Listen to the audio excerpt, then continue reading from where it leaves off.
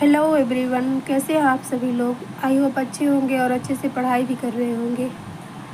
तो फ्रेंड्स, हम लोगों ने कारक में द्वितीया विभक्ति में अभिनिविष्ट ये सूत्र यहाँ तक कंप्लीट कर लिया था डॉक्टर बाबूराम सक्सेना कृत संस्कृत व्याकरण प्रवेशिका में।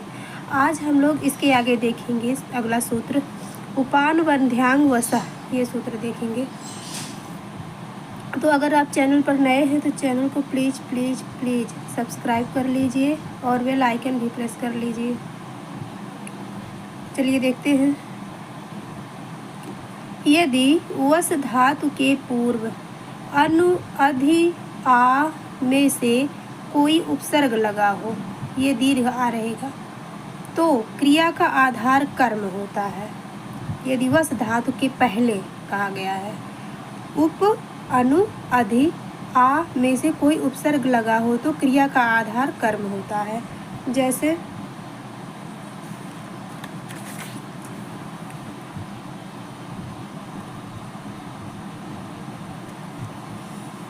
हरि वैकुंठम उपवसति, देखिए यहाँ उप लगा है, यहाँ वस धातु के पहले उप लगा है तो हो गया हरि वैकुंठम। तो इसमें इस कारण यहाँ पे द्वितीया लग गया है, द्वितीया विभक्ति वैकुंठम में। अब है हरि वैकुंठम अनुवसति, यहाँ वस धातु के पहले अनु लगा है तो इस कारण वैकुंठम में द्वितीया हुई। हरि वैकुंठम अधिवसति, हरि वैकुंठम आवसति, परंतु हरि वैकुंठे वसति, हरि वैकुंठ में वास करते हैं। इन सब का मतलब ये अर्थ हुआ, चाहे उपवसति हुआ, चाहे अनुवसति हुआ, अधिवसति हुआ, आवसति हुआ, और परंतु हरि वैकुंठे वसति, यानी इसमें सब अगर यहाँ पे उपसर्ग नहीं लगेगा वस धातु के पहले तो इसमें सप्तमी विभक्ति लग जाएगी, वैकुंठे हो जाएगा। तो यही कहने का अर्थ है सूत्र का कि यदि वस धातु के पहले ये उप अनु अधि आ ये उपसर्ग आएंगे तो उसमें द्वितीया हो जाएगी, अन्यथा सप्तमी विभक्ति। ठीक है, समझ में आ रहा है। अब है अंतिम वाक्य में वसति का आधार वैकुंठ कर्म नहीं हुआ क्योंकि वसति के पूर्व उप अनु अधि आ में से कोई उपसर्ग नहीं लगा है। अब अगला है अभुक अत्यर्थ अस्तु न वार्तिक, ये जो है वार्तिक है। अभुक्त्यर्थ मतलब भुक्त्यर्थ मतलब होता है, जिससे भुक्त्यर्थ मतलब होता है खाने का अर्थ, तो अभुक्त्यर्थ मतलब हो जाएगा कि ना खाने का अर्थ है, यानी उपवास से संबंधित ये सूत्र है। तो इसको पढ़ लेते हैं तब समझ में आएगा अच्छे से। जब उपवास का अर्थ उपवास करना ना खाना होता है तब उपवास का आधार कर्म नहीं होता, अधिकरण ही रहता है। जैसे वने उपवसति, वन में उपवास करता है, यानी कि उपवास का अर्थ उपवास करना ना खाना होता है तब उपवास का आधार कर्म नहीं होता, तब वहाँ पे कर्म नहीं होगा। अगर उपवास जो है, अगर इसका अर्थ रहेगा उपवास करना उपवास का अर्थ, तो वहाँ पे कर्म नहीं लगेगा, द्वितीय विभक्ति नहीं लगेगी, तो अधिकरण ही रहेगा, यानी सप्तमी विभक्ति ही रहेगी।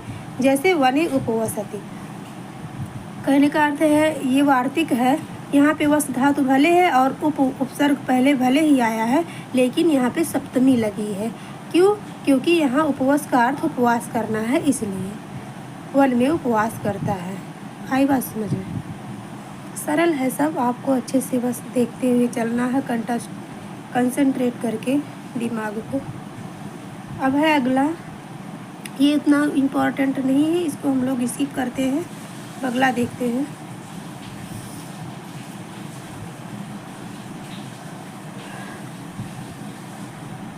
उभसर्वतसोः कार्याधिगुपर्यादिषु त्रिषु द्वितीयाम्रेडितान्तेषु ततो अन्यत्रापि दृश्यते, यानी ये उभया जो लिखा है, उभया नहीं रहेगा, उभयता उभयतः सर्वतः धिक उपरि उपरि अधो अधः तथा अध्यधि शब्दों का जिससे संयोग हो तो उसमें द्वितीया होती है। जैसे यानी कि ये 2 बार शब्द आएंगे।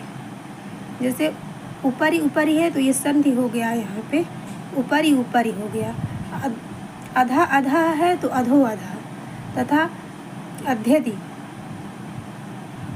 अधि अधि, तो यहाँ पे अध्यधि हो गया। तो अगर 2 बार आएंगे शब्द तो वहाँ पे द्वितीया हो जाएगी। जैसे उभयतः कृष्णम गोपाः, कृष्ण के दोनों ओर ग्वाले हैं। तो यहाँ उभयता जो है कृष्ण के, यहाँ कृष्ण उभयता के कारण यहाँ कृष्ण में जो है द्वितीया लगी है। तो कृष्ण के दोनों ओर ग्वाले हैं। सर्वतः कृष्णम गोपाः, कृष्ण के सभी ओर ग्वाले हैं। यानी उभयता, सर्वता, धिक धिक, ये ऊपरी ऊपरी, जहाँ पे ये अगर ये शब्द आ जाएंगे तो उसके संयोग में जो है द्वितीया विभक्ति हो जाएगी। और जिसके साथ इनका संयोग होगा उसी में द्वितीया लगेगी। जैसे कृष्ण के साथ, तो किसके दोनों ओर ग्वाले हैं? तो कृष्ण के दोनों ओर ग्वाले हैं, तो कृष्ण में द्वितीया लगेगी। यहाँ सर्वतः कृष्णम गोपाः, कृष्ण के सभी ओर ग्वाले हैं, तो किसके सभी ओर ग्वाले हैं? तो कृष्ण के। इसी तरह से धिक पिशुनम, यानी चुगलखोर को धिक्कार है, तो किसे धिक्कार है? तो पिशुनम में, यानी चुगलखोर, इसमें लग जाएगा। धिक त्वाम पापिनम, तुम पापी को धिक्कार है, तो यहाँ पे त्वाम पापिनम दोनों में द्वितीया होगा, क्योंकि पापिनम का मतलब त्वाम पापिनम विशेष विशेषण दोनों में लगता है। जो विशेष में रहेगा विभक्ति वही जो है विशेषण में भी रहता है, इसलिए जो है धिक त्वाम पापिनम हुआ। ऊपरी ऊपरी लोकम हरि, हरि लोक के ठीक ऊपर है। अधो अधो लोकम पाताला, पाताला पाताल लोक के ठीक नीचे है। नवान मेघान अधो अधः, नए बादलों के ठीक नीचे। अध्यधि लोकम, तो संसार के ठीक ऊपर। तो अध्यधि के कारण यहाँ पे लोकम में द्वितीया हुई है। ठीक है, अब नोट। ऊपर के उदाहरणों से स्पष्ट है कि दोनों ओर, सभी ओर, ठीक ऊपर, ठीक नीचे के साथ हिंदी में का परसर्ग लगता है, किंतु संस्कृत में का की स्थानीय षष्ठी ना लगकर द्वितीया लगती है। अनुवाद के समय इसका ध्यान रखना चाहिए। अब आगे देखते हैं।